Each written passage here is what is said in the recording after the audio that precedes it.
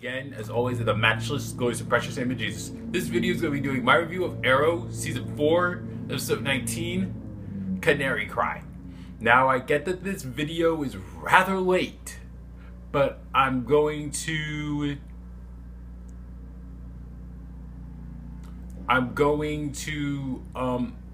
try and just deliver this now, because better late than never.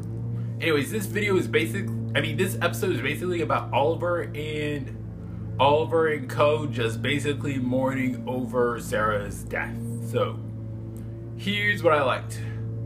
I basically liked John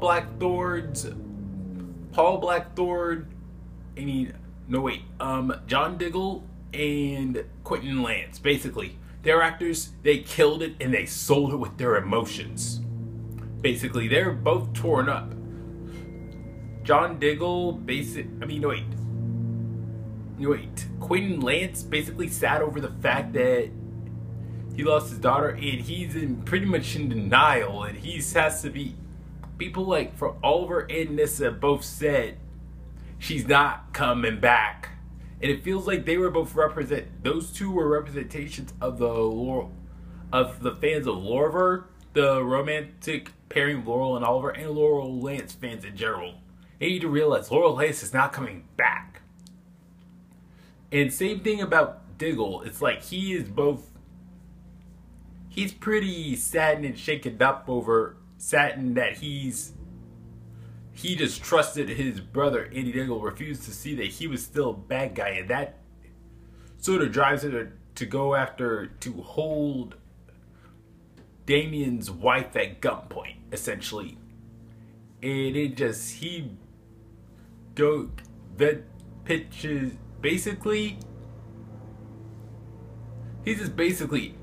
I have to say, David Ramsey, the guy who plays Diggle, nails it. He sells the Jaeger rather well. Really good stuff. Anyways, it was basically great to see.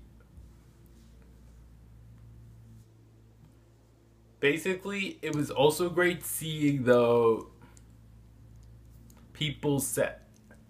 Basically, also people seeing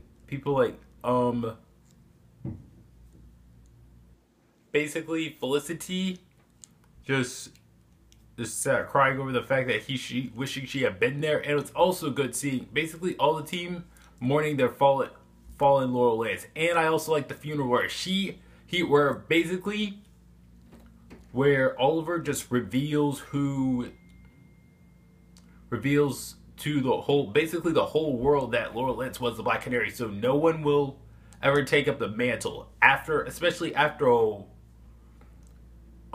some mysterious girl starts dressing up like her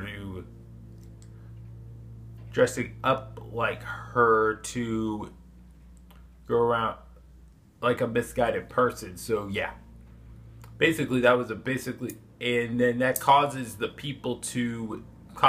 mayor, Miss Dark, to sign up to form an anti-vigilante task force, essentially. Yeah, that was all the good stuff. Now, on to what I did not like. The lore of her flashbacks. The flashbacks, essentially. Basically, the flashbacks take place between the Season 1 finale and the Season 2 premiere. And basically, at first, I liked them. It looked like in the first flashback, it seems like they were setting up Tommy to be Laurel's love, but then it went on to show that Oliver was still her true love. It was like won the world. And the kicker, and the thing that angers me the most is that a week later, Laurel and Oliver are kissing. This does not add up fit with what we saw in the Season 2 premiere at all. And it makes Laurel look horrible. Very horrible.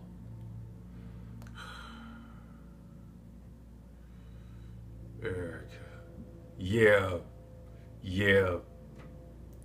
So, anyways, I just also feel like there was